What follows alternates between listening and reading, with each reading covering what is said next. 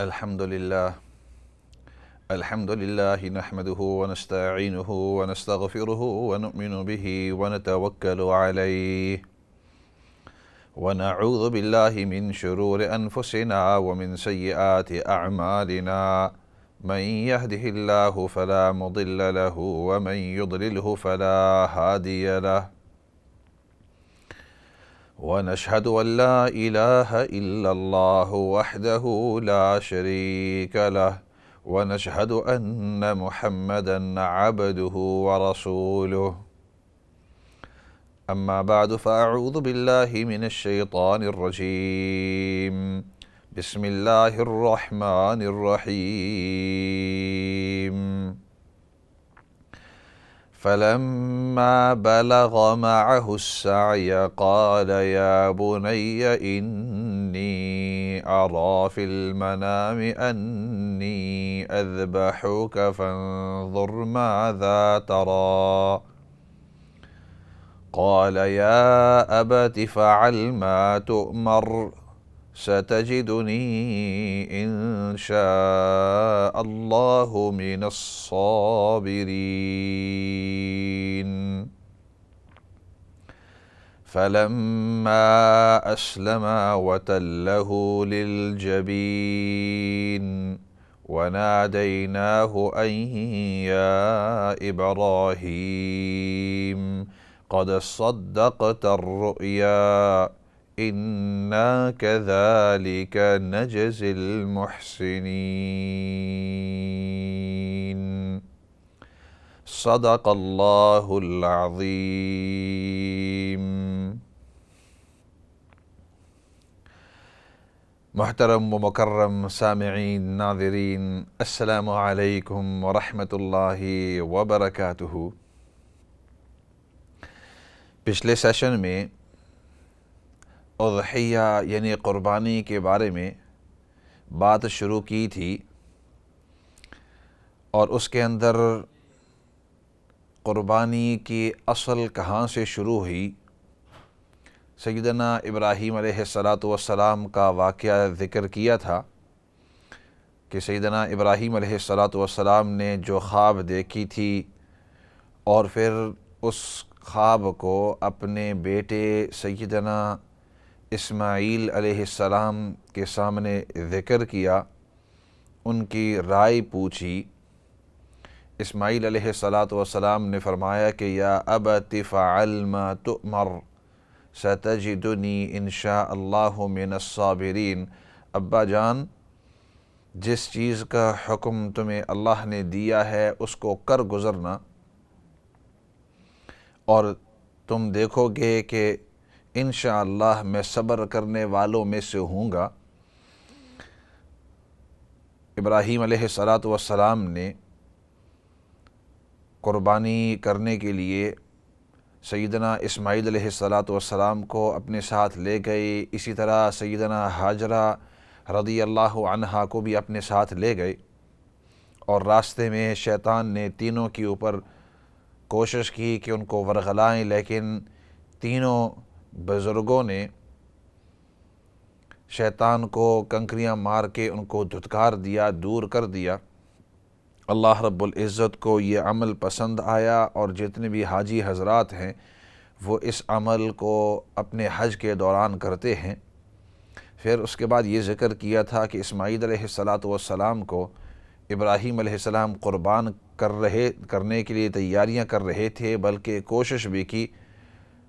تو اوپر سے اللہ رب العزت کی طرف سے آواز آئی وَنَادَيْنَاهُ أَن يَا إِبْرَاهِيمُ قَدْ صَدَّقْتَ الرُّؤْيَا إِنَّا كَذَلِكَ نَجْزِي الْمُحْسِنِينَ، اور ہم نے اوپر سے آواز دی کہ اے ابراہیم تو نے اپنے اس خواب کو سچ کر کے دکھایا ہے۔ ہم نے تمہیں خواب کے اندر وحی کے ذریعے ایک حکم دیا تھا، تم نے اس کو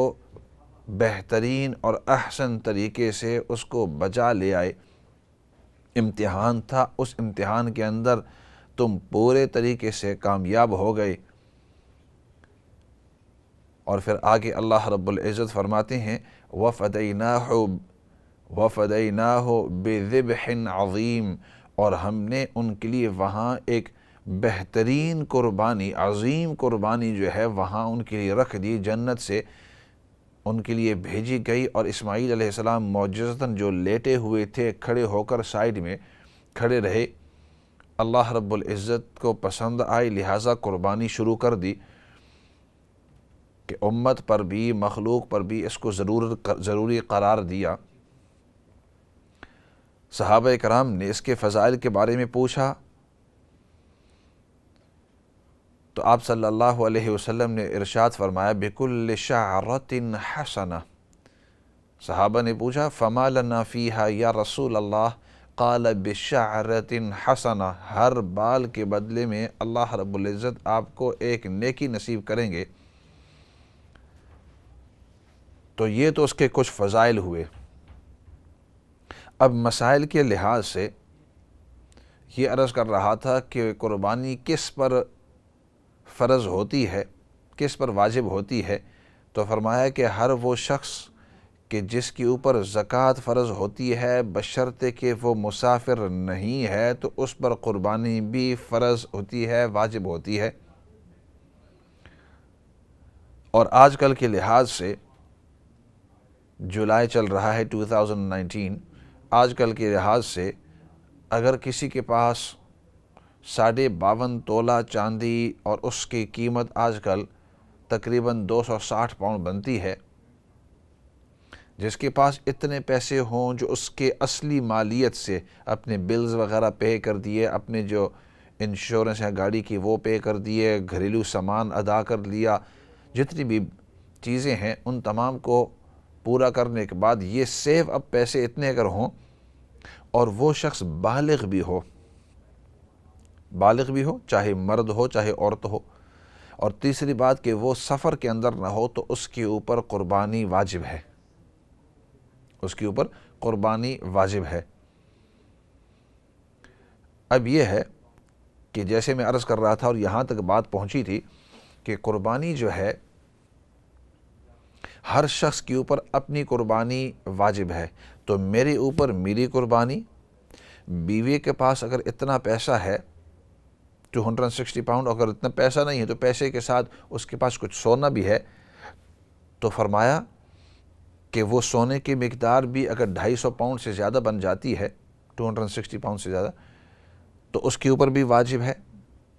اگر آپ کے بیٹے یا بیٹیاں ہیں اور وہ بالغہ ہیں یا بالغ ہیں اور ان کے پاس بھی 250 پاؤنڈ ہیں، تو ہم کہیں گے کہ ان کے اوپر بھی قربانی واجب، ایک حصہ اس کے ذمے قربانی واجب وہ ادا کرے، اس کے ذمے واجب وہ ادا کرے، اس کے ذمے واجب یہ ادا کرے، والد ہونے کی حیثیت سے میرے اوپر واجب میں ادا کروں، تو جس پر واجب ہے وہ اپنے طور پر ادا کرے۔ لیکن اگر گھر کا ذمہ دار کہے کہ چلو میں سب کی طرف سے ادا کرنا چاہتا ہوں، دیٹس فائن، آپ اس طرح کر سکتے ہیں۔ یا گھر کے ذمہ دار کے انسٹیڈ آف اس کے اگر کوئی دوسرا شخص کہے کہ آپ 4 آدمیوں کی جو قربانیاں آپ کے اوپر ضروری ہیں، ضروری تو آپ کے اوپر ہے، میں آپ کی طرف سے ادا کرنا چاہتا ہوں، دیٹس پرفیکٹلی فائن۔ تو یہ تو جس کے اوپر قربانی واجب ہوتی ہے وہ اپنے طور پر ادا کرے۔ اب یہ ہے کہ کون سے جانور آپ ادا کر سکتے ہیں، یہ بھی سننا ضروری ہے۔ آپ جو حلال جانور ہیں ان تمام کو ادا کر سکتے ہیں، صرف یہ ہے کہ ان کے ویلیو الگ ہیں۔ تو جو چھوٹے جانور ہیں، بھیڑ ہوا، بکری ہو گیا، دم وغیرہ، تو ان جانوروں کو آپ ادا کر سکتے ہیں۔ لیکن یہ جو چھوٹے جانور ہوتے ہیں یہ ایک حصے کے بقدر، تو ایک شخص ایک حصہ وہ ایک جانور چھوٹا جانور کر سکتا ہے، بکری ہو گیا یا بکرا ہو گیا، شیپ کا میل اور فیمیل۔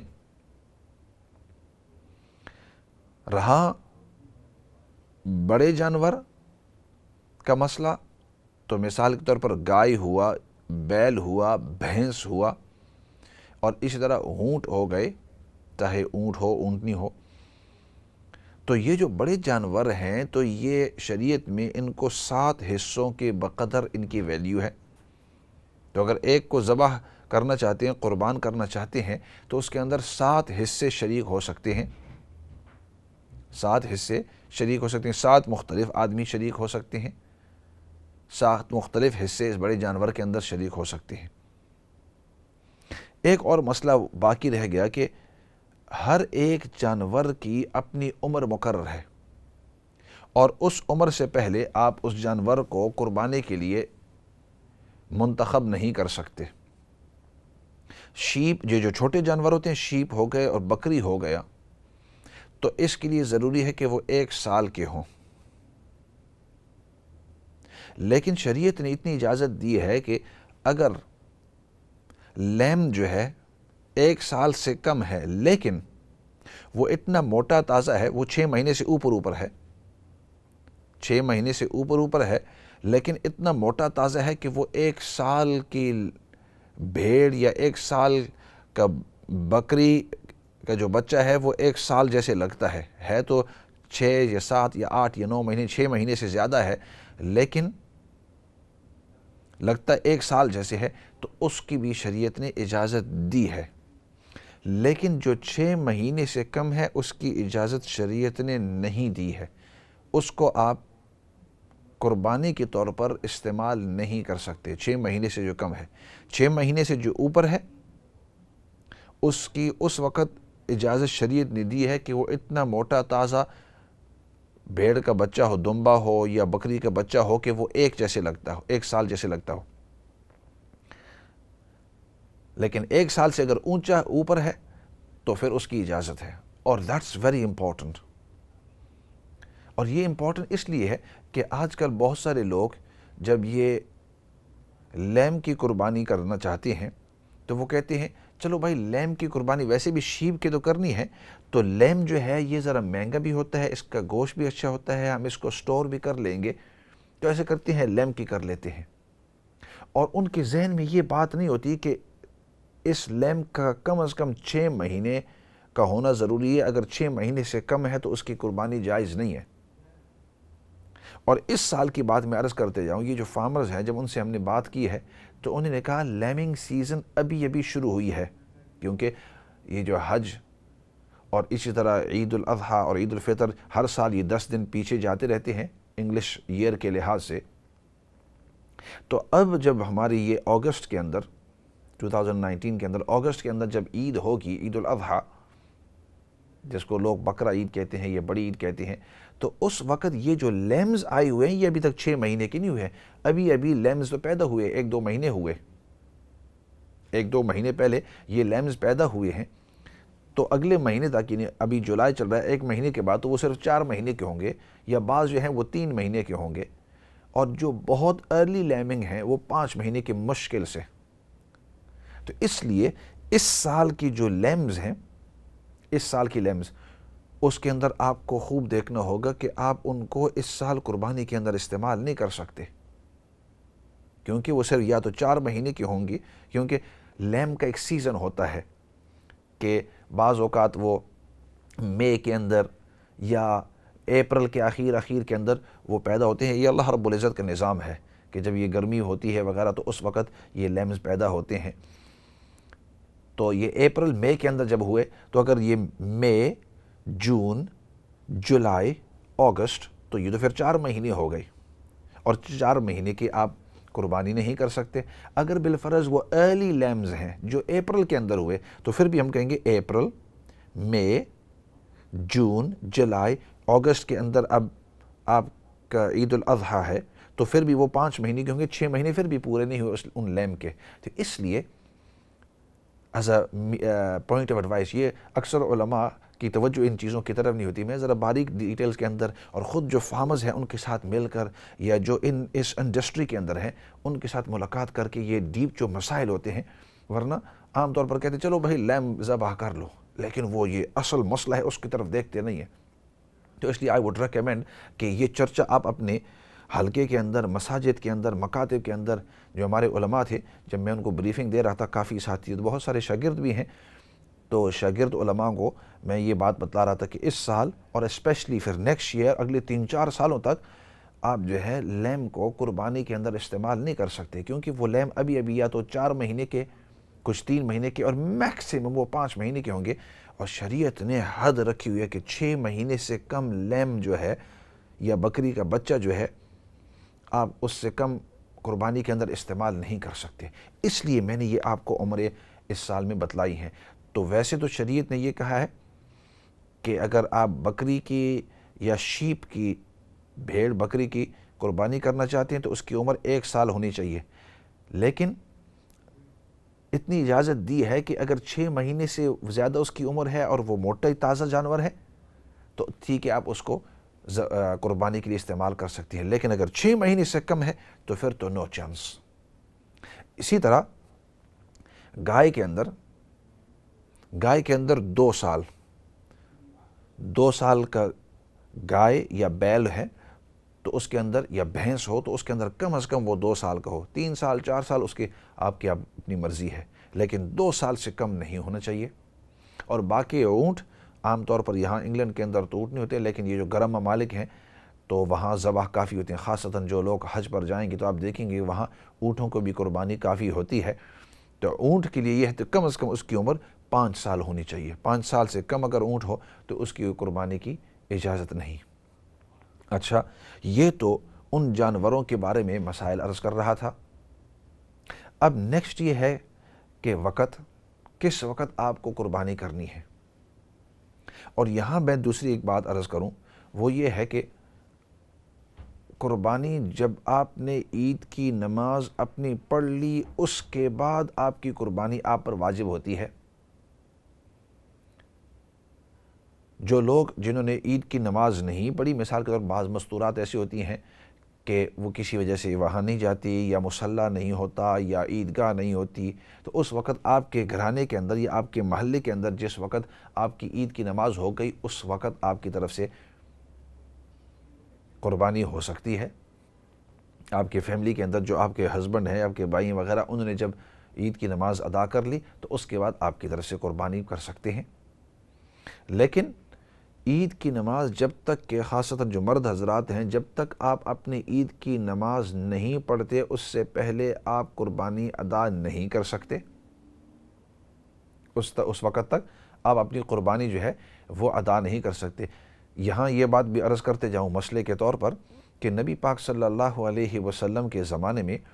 عید کی جب نماز ہوا کرتی تھی تو وہ مسجد نبوی کے اندر نہیں بلکہ باہر ایک بڑا میدان ہوتا تھا،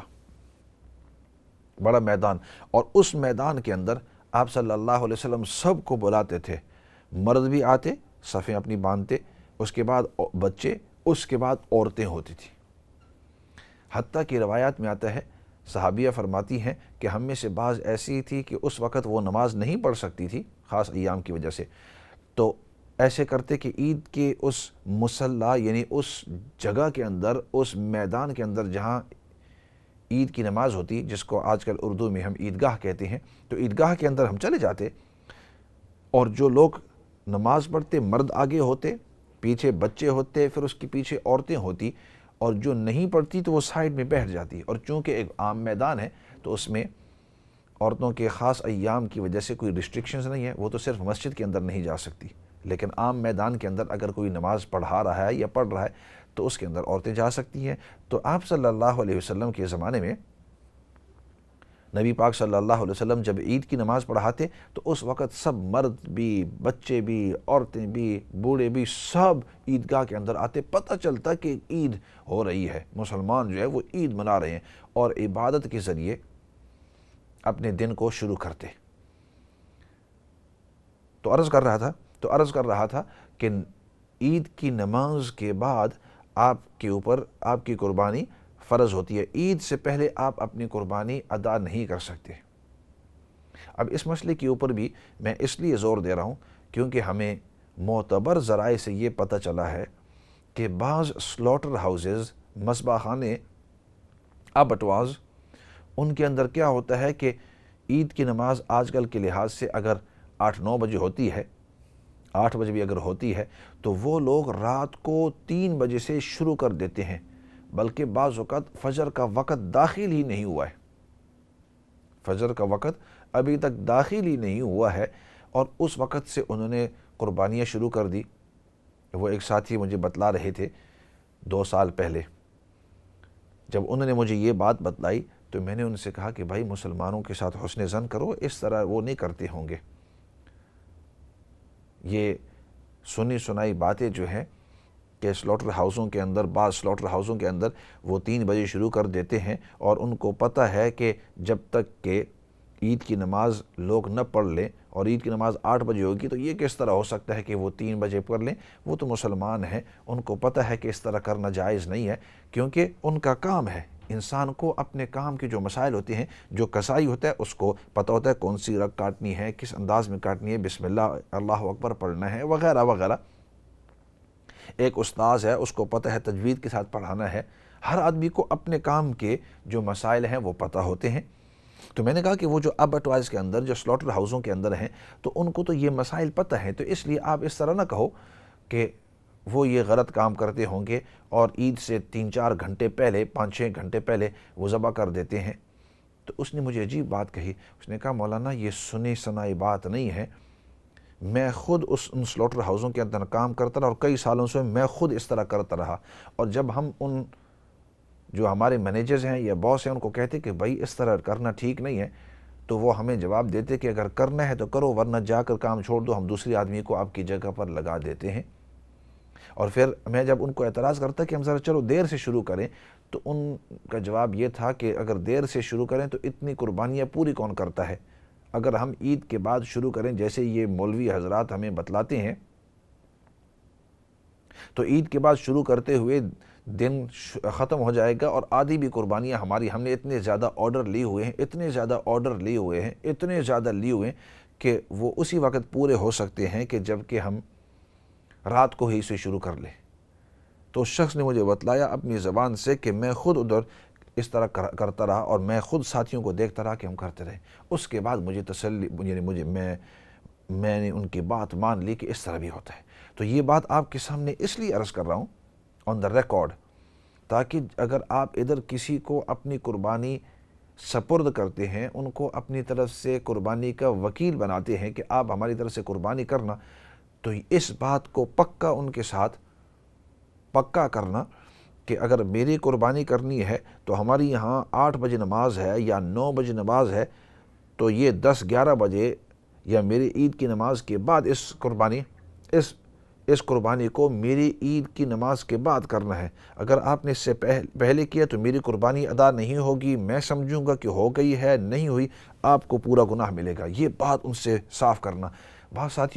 ساتھی کہتے ہیں کہ بھائی اگر ہم ان سلاٹر ہاؤس والوں کو یا جو ہمارے بچے ہیں اس طرح کہیں تو وہ ذرا ناراض ہوتے ہیں، وہ کہتے ہیں کہ بھائی آپ کو میرے اوپر اعتبار نہیں ہے۔ تو میں عام طور پر کہا کرتا ہوں کہ بی پلائٹ، احترام کے ساتھ کہو کہ بھائی دیکھو ہم آپ کو قربانی دے رہے ہیں، لیکن پلیز اس طرح کرنا کہ عید کی نماز کے بعد کرنا۔ مجھے پتہ ہے آپ پروفیشنل ہیں، آپ کریں گے صحیح عید کے بعد، لیکن میں آپ کو ویسی یاد دہانی کراتا ہوں۔ تو اس لیے کہ ان کو پھر بتلا دو کہ اگر آپ نے عید سے پہلے کی تو میری قربانی ادا نہیں ہوگی، مجھے دوبارہ کرنی ہوگی۔ وہ گوشت تو حلال ہو جائے گا میرے لیے، لیکن میری قربانی ادا نہیں ہوئی، اور اگر ہم آپ کو 4 قربانیاں دے رہے ہیں تو 4 قربانیاں میری ادا نہیں ہوں گی۔ تو اس لیے میں سامعین سے، ناظرین سے یہ جو چند مسائل تھے یہ آپ کے سامنے ذکر کیے ہیں، اور اس لیے کہ یہ وہ مسائل ہیں کہ عام طور پر دھیان ان کی طرف نہیں ہوتا، اور تفصیل سے آہستہ آہستہ اس لیے سمجھا رہا تھا تاکہ ہر آدمی ان کو تفصیلاً سمجھ لے۔ میں یہ چاہتا ہوں کہ ہمیشہ جو مسائل ہوتے ہیں صرف علماء تک محدود نہ رہیں، بلکہ تمام کے تمام مسائل چاہے جتنے بھی مشکل ہوں ان کو آسان کر کے، بریک ڈاؤن کر کے، لفظاً ولفظاً آسان لفظوں میں، آسان عام فہم زبان کے اندر لوگوں کو سمجھائے جائیں، تاکہ تمام لوگوں کو یہ مسائل سمجھ میں آ جائیں، ان کے ذہن کے اندر آ جائیں، تاکہ ہم تمام مسائل کے اندر غلطی سے بچ جائیں۔ ایسے کرتے ہیں، بریک کا بھی وقت ہو گیا ہے تو بریک کی طرف جاتے ہیں، اور بریک کے بعد واپس آ کر 2-3 اور مسائل جن کی طرف آپ کی توجہ دلانی تھی کہ کتنے دن تک عید ہوتی ہے، کتنے دن تک قربانی ہوتی ہے، قربانی اگر بالفرض کسی کی مس ہو جائے وہ جو گوشت آتا ہے اس کو کس انداز میں تقسیم کرنا ہے، وغیرہ وغیرہ۔ اور اس دوران اگر آپ کے کوئی کالز ہیں تو you most welcome, screen per number بھی لکھا ہوا ہے، آپ کال کر کے مسائل پوچھ سکتے ہیں، چاہے قربانی کے بارے میں پوچھنا چاہیں یا کسی اور چیز کے بارے میں آپ پوچھنا چاہتے ہیں۔ تو ایسے کرتے ہیں، فی الحال بریک کی طرف جاتے ہیں، بریک کے بعد واپس آتے ہیں۔